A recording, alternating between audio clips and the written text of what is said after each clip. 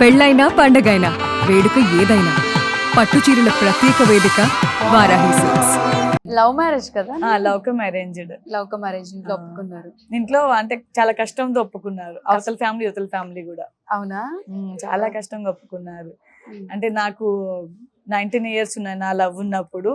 ఆ టైంలో parents వినిపించుకునే situation లో ఉండం. ఆ టైంలో మమ్మీ వాళ్ళు చెప్పిన ఏది వినం, మనం అనుకున్నదే కరెక్ట్ అని చెప్తాం. బట్ మనం అనుకున్నది కరెక్ట్ అని ఈ రోజు నిరూపించుకున్నాం. కానీ అయినా పేరెంట్స్ బెస్ట్ అని చెప్తారు. ఎందుకంటే వాళ్ళు వెనక తరాలు ముందు తరాలు అన్ని చూసి చెప్తారు ఎవరు కరెక్ట్ కాదు అన్నది. అండ్ వాళ్ళకు కూడా ఆడపిల్లలం కాబట్టి మనం భయం ఉంటది.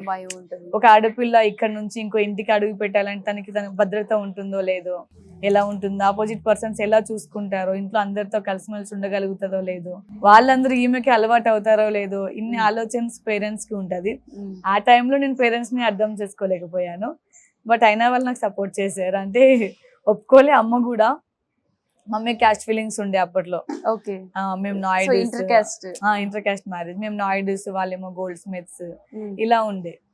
సో మమ్మీ వాళ్ళు అప్పుడు ఒప్పుకోలేదు. తర్వాత నాన్నమ్మ తాతయ్య వీళ్ళందరూ అమ్మ నాన్న ఒప్పించి కాలిగడ కన్యాదానం కూడా తీసుకొచ్చి నా ఒక్క ఫోటోలో మా పెళ్లి ఫోటోలు ఒక్క దాంట్లో కూడా అమ్మ నవ్వదు అసలు.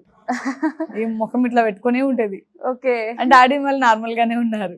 బట్ ఇప్పుడు అమ్మ నాన్న ఇద్దరు మంచిగా అంటే ఫ్యామిలీని రిసీవ్ చేసుకోవడం కావచ్చు, వాళ్ళని వీళ్ళు మంచిగా ఉన్నారు అనమాట. ఓకే. మీ హస్బెండ్ గోల్డ్ స్మిత్? సో అందుకే ఎక్కువ గోల్డ్ వేస్తూ ఉంటావు ఎప్పుడు చూసినా. కానీ వాళ్ళకి వర్క్ కూడా రాదు అసలు. అవునా? గోల్డ్ స్మిత్ అని పేరుకే కానీ ఆ వర్క్ కూడా రాదు వాళ్ళకి. నేను అంటే అట్లీస్ట్ మీరు ఈ పని నేర్చుకునేది ఉండే మహి అని అంటే గానీ ఎందుకు రోజు ఒక జ్యువెలరీ వేసుకుంది అలానే కాదు. అంటే వాళ్ళ ఫ్యామిలీ మొత్తం ఆల్మోస్ట్ అదే ఉన్నారు. వాళ్ళ సిస్టర్స్ కావచ్చు అండ్ వాళ్ళ బ్రదర్ ఇన్ లాస్ కావచ్చు, అందరూ అదే ఉన్నారు. కానీ వీళ్ళ ఫ్యామిలీ ఎవరికి రాదు. వీళ్ళ డాడీకి రాదు, మహికి రాదు, వాళ్ళ బ్రదర్ కి ఎవరికి రాదు అసలు. ఓకే. ఆ వర్కే రాదు. ఓకే. ఇప్పటి వరకు 40 సీరియల్స్ చేస్తుంటావు కదా? ఈ 40 సీరియల్స్ లో నీకు బాగా నేమ్ తెచ్చిన సీరియల్స్ అంటే నీకు బాగా నచ్చే రోల్స్ ఏంటి? శ్రావణ సమీరాలు, లక్ష్మీ కళ్యాణం అండ్ శశిరేఖ పరిణయం నాకు మంచి నేమ్స్ తీసుకొచ్చింది. ఇంటి గుట్టు, రీసెంట్ గా Rajshri Vilas coffee club and ఇప్పుడు పాపేమా జీవన్ జ్యోతి ఇంకా ఎక్కువ పేరు తీసుకొచ్చింది. అవునా? అంటే చాలా సీరియల్స్ ఉన్నాయి. బట్ మెయిన్ సీరియల్స్ మంచి నేమ్ తీసుకొచ్చింది. ఆడియన్స్ కూడా నన్ను కొట్టడానికి వచ్చే సీరియల్స్ అంటే ఇలాంటివి. అవును. యాక్చువల్ గా నేను ఒక క్వశ్చన్ అడుగుదాం అనుకున్నా.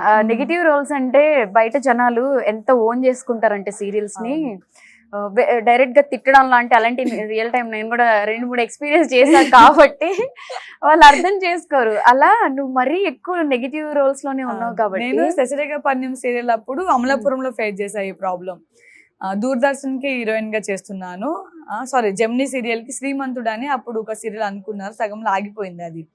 ఆ షూట్ చేయడానికి అమలాపురం వెళ్తే ఒక పెద్ద ఆవిడ వచ్చి చెంప మీద కొట్టి మరి నీకేం బుద్ధి లేదా, వాళ్ళని విడదీస్తున్నావు అన్నది. నాకు మ్యాటర్ అర్థం కాలేదు, అసలు ఏం జరుగుతుందో తెలియట్లేదు. ఇక అప్పుడు మా డైరెక్టర్ వాళ్ళందరూ వచ్చి ఏమైందమ్మా ఏంటంటే ఆ శశిని అభిని అసలు కలవనిస్తుందా, కలవనివ్వట్లేదు, ఓ పెద్ద యుఎస్ నుంచి వచ్చేసింది విడదీయడానికి, వాళ్ళు కలనతుందా బాబు అని చెప్పి వాళ్ళు అంటే అమ్మ మేము డైరెక్టర్స్ ఏం చెప్తే అది వాళ్ళు చేస్తారు, వాళ్ళకి ఏం తెలియదు అని చెప్పేసి వాళ్ళు పాపం వాళ్ళకి ఎక్స్ప్లెయిన్ చేశారు.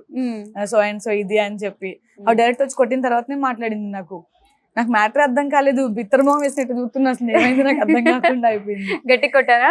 చెంప మీద కొట్టింది ముసలావిడ. అంటే అందుకు అది మంచిగా కూడా అనిపించింది. ఎట్లా అంటే కొట్టినందుకు పెయిన్ గా ఉన్నా ఆ క్యారెక్టర్ కి నేను అంత న్యాయం చేశాను కాబట్టి వీళ్ళు ఇంత రెస్పాండ్ అయ్యారు అని అనిపించింది.